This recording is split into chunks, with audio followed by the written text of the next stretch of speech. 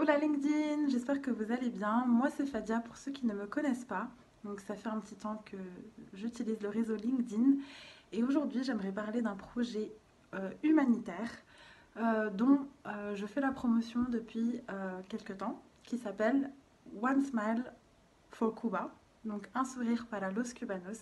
C'est un projet qui m'est venu à l'idée il y a quelques années de cela quand je suis partie visiter Cuba avec mon papa, paix à son âme. Et on a eu tout de suite le coup de cœur pour ce pays. Et en plus, hormis le coup de cœur, on a pu voir qu'il y avait des difficultés, qu'il y avait beaucoup de familles démunies. Cuba est sous l'embargo depuis, comme vous le savez, quelques années maintenant, depuis des décennies. Il est difficile à Cuba d'avoir accès à des produits hygiéniques du quotidien, des choses basiques, des médicaments. Il est difficile d'avoir accès, par exemple, il y a des coupures d'eau tout le temps, des coupures d'électricité, euh, des enfants en bas âge en manque de soins. Euh, donc, mon projet est le fait de pouvoir récolter des dons et de pouvoir justement envoyer des kits hygiéniques où dedans, dans les kits hygiéniques, on trouvera en fait des trousses où il y a en fait le petit kit de première nécessité, mais également pour les enfants et les bébés en bas âge, et aussi distribution de colis alimentaires sur l'île, distribution de médicaments comme des sirops pour la toux ou du Doliprane, paracétamol, etc. Parce que malheureusement, euh, il en manque beaucoup sur l'île.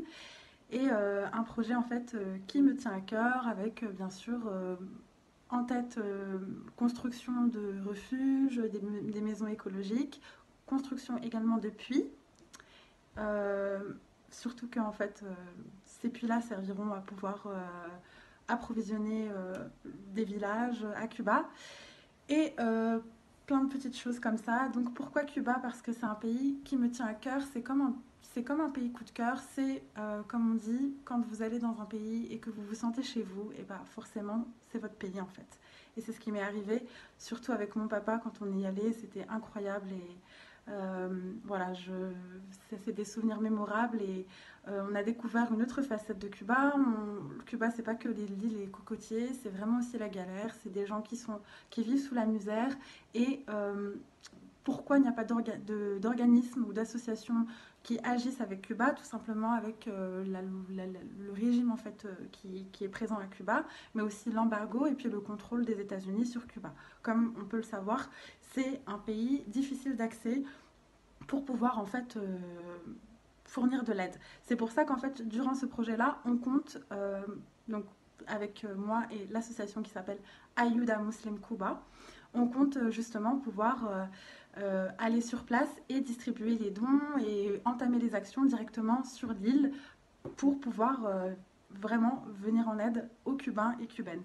Petit aparté, à Cuba, il y a aussi des musulmans, juste pour ceux qui sont musulmans, et on aimerait pouvoir récolter les dons pour pouvoir en fait faire en sorte que les musulmans là-bas puissent avoir accès à des Qur'an, à des tenues vestimentaires, voilà, hijab, etc.